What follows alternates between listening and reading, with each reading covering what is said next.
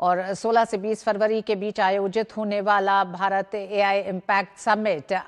पर और बात करने के लिए अभिषेक सिंह डीजी एनआईसी और एडिशनल सेक्रेटरी मैती हमारे साथ जुड़ गए हैं। सर, सबसे पहले तो यही आपसे जानना चाहेंगे कि अभी तो इस कॉन्फ्रेंस की शुरुआत होगी, हालांकि उससे पहले ही हम देख रहे हैं कि विश्व के तमाम देश और संयुक्त राष्ट्र से जिस तरह की प्रशंसा आई, वो आपको कैसा लगता है और भारत इस पूरे क्षेत्र में नेतृत्व करने के लिए कितना तैयार दिख रहा है इस मंच के साथ? देखिए, भारत काफी समय से माननीय प्रधानमंत्री जी के निर्देशन में डिजिटल इंडिया के क्षेत्र में, टेक्नोलॉजी के क्षेत्र में, एआई के क्षेत्र में अपनी अमिट पहचान बना चुका है। हमारा प्रमुख स्ट्रेंथ हमारा टैलेंट है। हमारे देश के इंजीनियर सभी देशों में जाते हैं, काम करते हैं, सारी सब कंपनीज को लीडरशिप प्रदान करते हैं। और प्रधानमंत्री जी ने जो विजन दिया फ्रेंच एक्शन समिट में कि एआई फॉर ह्यूमैनिटी, कैसे हम इंक्लूजन को इंश्योर करें, कैसे हम एआई ऐसा बनाएं जिससे लोगों की ज़्यादा बेनिफिट्स हो पाए, तो वह आज के पूरे एआई डिस्कशन को, ग्लोबली जितना डिस्कशन हो रहा है उसको गाइड कर रहा है। जो जिस रिपोर्ट की बात की गई, जो योशुआ बेंजियो की साइंटिफिक पैनल रिपोर्ट है, और जो यूएन के सेक्रेटरी जनरल साहब ने जो कहा, वो उसी दिशा में भारत के दृष्टिकोण को दर्शाता है कि कैसे हम एक तरफ एआई का इस्तेमाल करके वैश्विक समस्याओं को, स्वास्थ्य की, शिक्षा जगत की, कृषि जगत की और आम लोगों की जरूरतों को पूरा कर पाएं, और वहीं हम ऐसा एआई बना पाएं जो कि सुरक्षित हो, जिससे व्यक्तियों का नुकसान ना हो। एआई जनरेटेड कंटेंट को हम लेबल कर पाएं ताकि जो आम लोग एआई से डील करते हैं उन्हें समझ आ पाए कि वो एआई देख रहे हैं या कुछ और देख रहे हैं। तो ये जो एक बैलेंस है इनोवेशन और सेफ्टी में, वो एक भारत का यूनिक अप्रोच है जिसकी पूरी विश्व सराहना करता है, और उसी को हम इस एआई समिट में भी पूरे दुनिया के सामने प्रदर्शित करेंगे।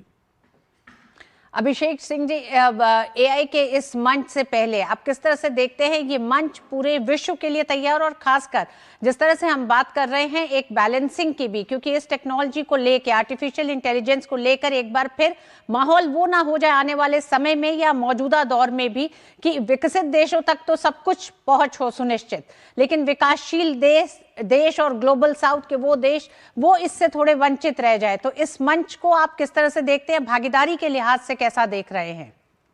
देखिए, भारत में यह जो समिट हो रहा है 16 से 20 फरवरी को,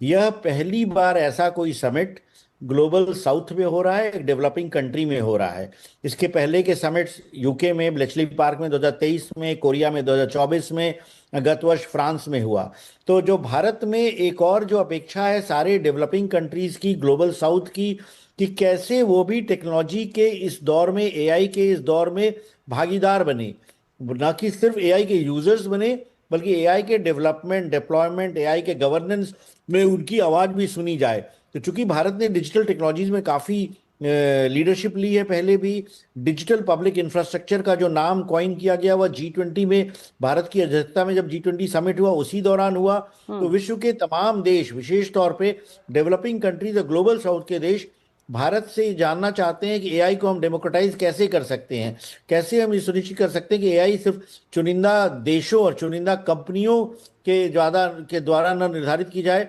बल्कि हर देश के वैज्ञानिक, हर देश के रिसर्चर, हर देश के स्टार्टअप्स, इनको भी मौका मिले एआई के इस दौर में जुड़ने का, उनको कंप्यूट का एक्सेस मिलने का, जीपीयूज मिलने का, डेटा सेट्स मिलने का, एल्गोरिदम्स, एप्लीकेशंस मिलने का। तो भारत कई अर्शों में इस समिट में ग्लोबल साउथ के एजेंडा को, डेमोक्रेटाइजिंग एआई के एजेंडा को फोरफ्रंट पे रखने में कामयाब हो रहा है। जी, अब अभिषेक सिंह जी, हम देख रहे हैं बजट में भी एआई को लेकर जो बड़े प्रावधान किए गए हैं, उस लिहाज से ये मंच भारत के भविष्य के लिए, यानी विकसित भारत 2047 के लिए जब भारत आगे बढ़ रहा है, एआई एक बहुत महत्वपूर्ण एक ऐसा क्षेत्र होने जा रहा है जिसका जिक्र संयुक्त राष्ट्र अध्यक्ष ने भी बहुत साफ ये कहा है कि आने वाले समय में वैश्विक संबंधों में भी एआई की एक बड़ी भूमिका होने जा रही है। तो आप किस तरह से इस मंच से इन संबंधों में एक तरह से और बेहतर होते संबंधों को देखते हैं, और वैश्विक स्तर पे भी इस मंच के बाद किस तरह के असर को देखते हैं जो भारत में भी मदद करेगा भारत की अपनी विकास यात्रा में? देखिए, बजट में जो डिसीजंस लिए गए हैं कि डेटा सेंटर जो भारत में बनेंगे, जो ग्लोबल कंट्रीज के द्वारा डेटा सेंटर बनाया जाएगा, उसमें हम 2047 तक उनको टैक्स एग्जेम्पशन दे रहे हैं, सेफ हार्बर में उनको बेनिफिट्स दे रहे हैं। तो इसका प्रमुख उद्देश्य यही है कि भारत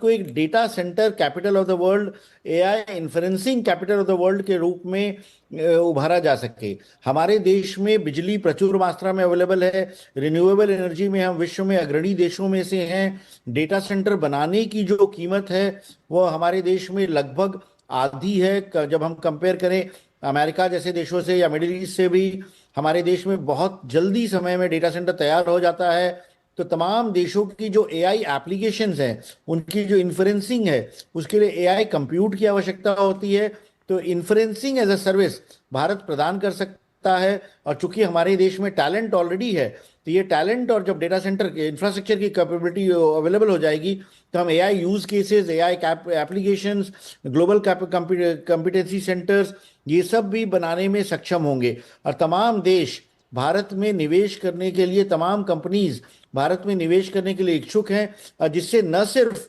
हमारे देश में रोजगार क्रिएट होगा, हमारे देश में इकोनॉमिक ग्रोथ आएगा, बल्कि हमें पूरी दुनिया को इन सब सर्विसेज देने से हमारे संबंधों में भी इम्प्रूवमेंट होगा। जी, अभिषेक सिंह जी, आपने जिक्र कर दिया है कि आने वाले समय में एआई के क्षेत्र में रोजगार भी ज्यादा बढ़ेंगे। तो हम चाहेंगे कि एक बार आप ये भी बताएं कि युवाओं के लिए रोजगार के कौन से वो नए एक तरह से क्षेत्र खुलेंगे एआई के क्षेत्र में ही, या आने वाले समय में अगले 10 से 15 साल में अपनी पढ़ाइयों को किस तरह से वो करें कि युवाओं के लिए एक नया अवसर खुले।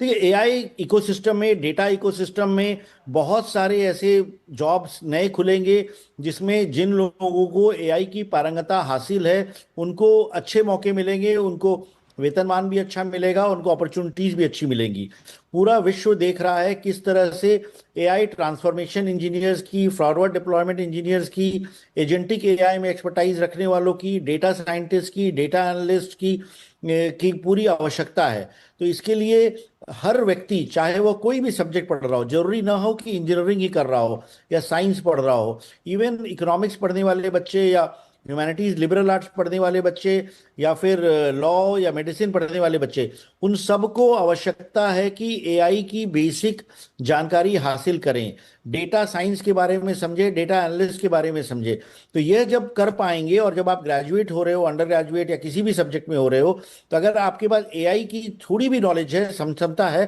तो वह आपको रोजगार मिलने में मददगार साबित होगी। हमने अभी एक युवा एआई 101 का एक कोर्स लॉन्च किया, युवा एआई करके। ये सारे प्लेटफॉर्म से अवेलेबल है, फ्यूचर प्राइम पे, स्किल्स पे अवेलेबल है, दीक्षा पे अवेलेबल है, इसके अलावा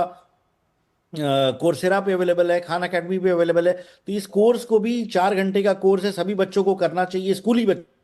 विशेष तौर पे। जो व्यक्ति भी एआई के बारे में कुछ भी जानना चाहता है, उनको ये कोर्स करने में बहुत फायदे होंगे। अभी ऑलरेडी हमने 15 दिन पहले कोर्स लॉन्च किया, 1 लाख से ज़्यादा बच्चों ने कंप्लीट कर लिया है। तो ये जब हम एआई के जो अवसर मिल रहे हैं, बगैर कोई फीस दिए हुए कोर्सेज अवेलेबल हैं, उसको लेकर के अपना एआई का ज्ञान बढ़ा सकते हैं। और